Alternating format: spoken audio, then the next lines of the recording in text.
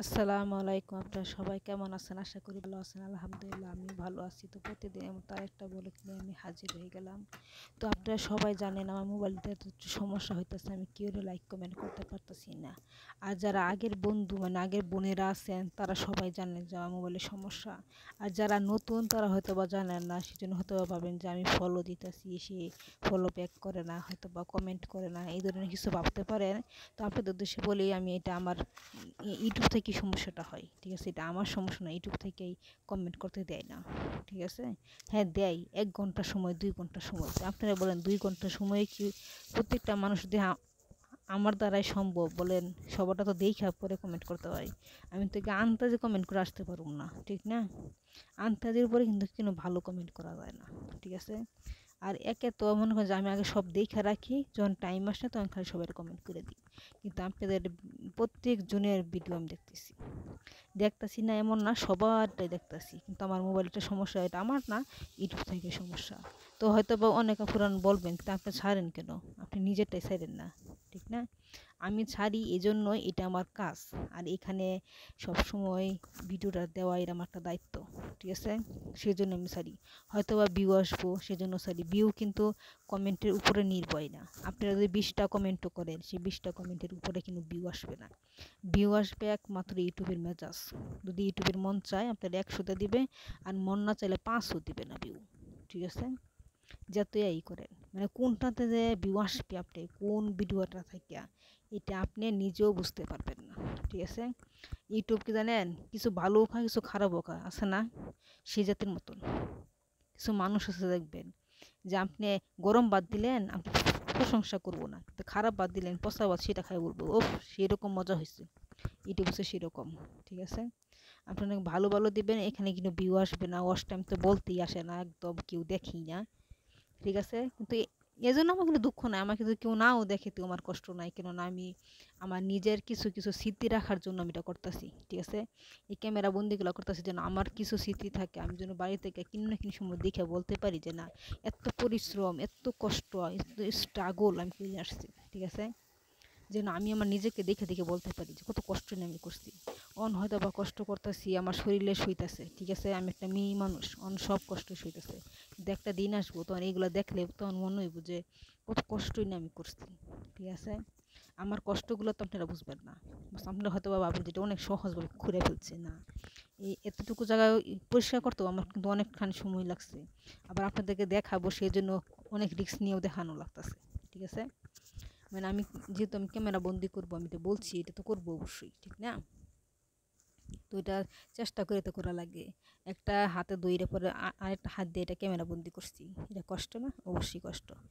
তো আমার কষ্টগুলো তো আপনাদেরকে বলতেছি না যে আমি কষ্ট করে করতেছি আপনারা আমাকে দেখবেনই, এরকম কোনো কথা আমি বলতেছি না। সবাইকেই দেখবেন, খালি আমাকে একা দেখবেন, কিন্তু সবাইকেই দেখবেন, এটা কিন্তু কথা না। আমি বলবো না যে আমাকে দেখেন না তারে দেখেন, আমাকেই দেখবেন, এরকম কিন্তু কথা আমি কিছু সময় বলি আপনাদেরকে। বলেন, প্রত্যেকটা আপুই যখন মানে ভিডিও ছাড়ে তখন তারা বলে যে আমাকে লাইক করবেন, একটা কমেন্ট করবেন, পুরাটুকু ওয়াচ টাইম করবেন, এগুলো বলে না যে পুরাটুকু দেখে যাবেন। আমি কিন্তু আপনাদেরকে কোনো সময় বলি না।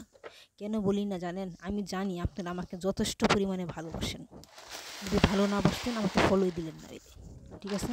যেহেতু আমাকে ফলো দিছেন, তো আমাকে অবশ্যই ভালোবাসেন। আর আমি আপনাদেরকে ফলো ব্যাক করছি কিসের জন্য? আপনারা আমাকে ভালোবাসা দিয়েছেন, তাই আমিও আপনাদেরকে ভালোবাসা দিই। এটা ঠিক আছে যে একজনের একদম সবসময় কমেন্ট করে দেখা লাগবে এমন কিছু না। কমেন্ট না করে কিন্তু অনেক মানুষ দেখে। তো আমি একটা কথা সবসময় আপনাদেরকে বলবো যে আমি যতদিন পাশে আছি, আমাকে যদি কেউ ফলো ব্যাক করেন, অবশ্যই আপনাদেরকে আমি ফলো ব্যাক দিবই। এটা একটা নিশ্চিত মনে করেন। যদি এখানে আমার 5 লক্ষ ফলোয়ারও থাকে, এরপর আমি দিব, কেন এটা আমার রুচি, ঠিক আছে? আমি জানি একটা ছোট্ট একটা ইউটিউবার বড় হইতে কতটুকু স্ট্রাগল করতে হয়, আমি এটা বুঝতে পারতেছি, ঠিক আছে? এখানে অনেক কষ্ট করা লাগে, অনেক পরিশ্রম করা লাগে, কিন্তু আমিও নিজেও করি। যেহেতু আপনাদেরকে মাঝখানে শেয়ার করতেছি, আমি নিজেও বুঝি, ঠিক আছে? তো অনেক কথাই বললাম, তো কাজের কথা চলে আসি। এগুলো কথা না বললে চলে, যারা আমার আপুরা আছেন, ভালো ভালো আপুরা যারা আমাকে দেখেন, আমি জানি আপনারা আমার মন থেকেই দেখেন। সেটা ইন্ডিয়ার আপুরাও দেখেন, বাংলাদেশি আপুরাও দেখেন, এমনকি অন্য দেশেরটাও দেখে। চীন দেশ আছে, ওইখান থেকে আমার এটা দেখে, ঠিক আছে? যেহেতু সে আমাকে ফলো দিছে, এর মানে কি সে আমাকে দেখে। আর আমিও তাকে দেখি। আমার একটা বোন আছে, সে মানে সব দেশের মানুষই গরিব দুনিয়া আছে, বুঝছেন না?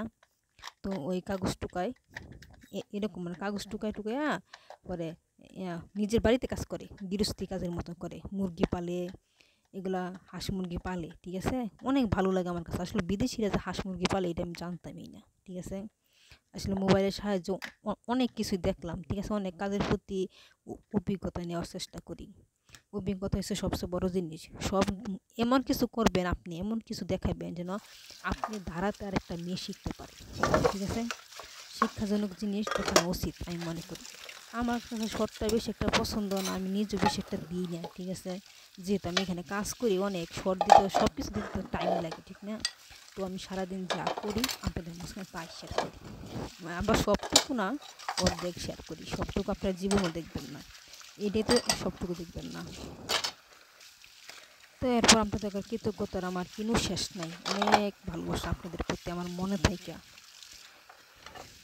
তো দুপুরে থালি বাসনগুলো যখন ধুইতেছিলাম তখন ভাবলাম যে আপনাদের মাঝখানে একটু শেয়ার করি।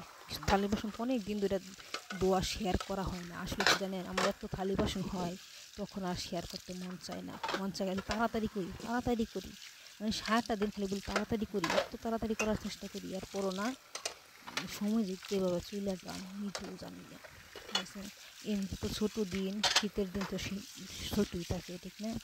এখানে মনে হয় 2 ঋতুর দেশ, বুঝছেন? মানে আমাদের তো 7টা ঋতু, কিন্তু এখানে এরকম না, ঠিক আছে? শীত, ঠান্ডা, বৃষ্টি তো কোনো সময় আসেই না, যেহেতু এটা মরুভূমির দেশ। এখানে তো আর শীত মেঘ টেক আসে না। আমাদের দেশে তো মেঘও থাকে, আবার হয় শীতের দিন, আবার গরমের দিন, আবার চৈত মাস, মানে অনেকগুলো মাস না আমাদের, কিন্তু এরকম তাদের না, ঠিক আছে? আবার অনেক এলাকা আছে, বুঝছেন, এই দেশে সারা 12 মাস শীত থাকে।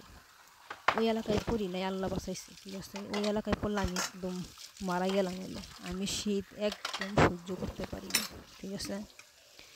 তো এটা অনেক ভারান, এটা একেবারে সবসময় ঠান্ডা থাকবে এই জায়গাটা, বুঝছেন? বলার বাহিরে। তা আল্লাহ বাঁচাইছে, ওই রকম ধরনের জায়গায় আমি পড়ি নাই। আল্লাহর কাছে অনেক শুকরিয়া, কেন আমি শীত একদম সহ্য করতে পারি না। তো আপনার সাথে বকবক কথা কথা আমার থালি বাসন দেওয়া পড়াই শেষ, কম, ঠিক আছে? এইটা তো হয়েছে, আবার হবে। দুপুরে গেছি, রাত্রে হবে, সন্ধ্যায় হবে। তো রাতেরটা তো আর দেখাই না, তখন তো ঘুমে তাকাইতেই পারি না, কি দেখাবো?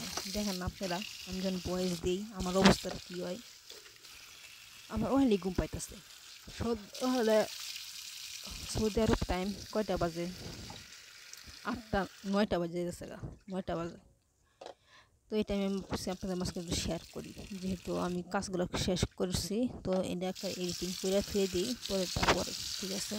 কেন শোয়ার টাইমে এডিটিং করতে মন চায় না, বুঝছেন? পাও একদম ব্যথা হয়ে যাবে, তো আর মন চায় একটু শুয়ে থাকি। আপনার জীবনটা শুধুই আপনার, ঠিক আছে? তাই নিজের এত কষ্ট দিয়েন না, নিজেকে সুখে রাখার চেষ্টা করবেন। মানুষের ভিতরে সুখ খোঁজার চেষ্টা করেন না, মানুষ বড় বেঈমান। মানুষ আপনাকে সুখ দিনই দিবে না। তো প্রবাসে আছি, কষ্টে থাকি আর সুখে থাকি, যাই থাকি, ভালোই আছি আলহামদুলিল্লাহ। আমি আমার নিজে সুখ দেওয়ার চেষ্টা করি, কিন্তু আমার কথাগুলো অনেক মানুষের কাছে না বিরক্ত লাগে, বুঝছেন? মানে আমার আপনজনদের কাছে খুব বিরক্ত লাগে, ঠিক আছে? আমার কথাগুলো বিরক্ত লাগে, তাদের কাছে ভালো লাগে না আমার কথাগুলো, ঠিক আছে? আসলে কি জানেন, আমি সত্যি কথা বলি, তো সেজন্য অনেক মানুষের আমাকে ভালো লাগে না। যদি আজকে মিথ্যা কথা বলতাম, ঢং করতাম, মিথ্যাবাদী হইতাম, তে সবাই আমাকে ভালোবাসতো, ঠিক আছে? এটাই বুঝতে পারলাম, মিথ্যাবাদীর জায়গা আছে, সত্যবাদীর জায়গা নাই। তো চলে আসছি রুমের মধ্যে, রুমটা মুছা এরপরে চলে যাবো আরেকটা কাজে। আসলে কি জানেন, এটা ছিল কার্পেট, ছিল কার্পেট তুইলা ফেলছি। কার্পেট তুইলা এরপরে সুন্দর করে পরিষ্কার কইরা এরপরে কার্পেট আবার বিছামো। কার্পেট বিছামো বাস দেখামো না, ঠিক আছে? কারণ কার্পেট তো সবসময় দেখতেই আছেন কি বিছানো থাকে, এটার দেখানোর কি আছে? তো মুছে ফেলি রুমটা। কি বয়স দিমু দেন, আমার এত ঘুমিয়ে ধরতাছে, বাজে 9টা, অনেক ঘুমিয়ে ধরে। তো এটা কেমনি কি বলেন? এটা কি মানে টাইম? কমপক্ষে 1টা বাজা লাগবো নাকি? এর আগে তো আর ঘুমাইতে পারব না।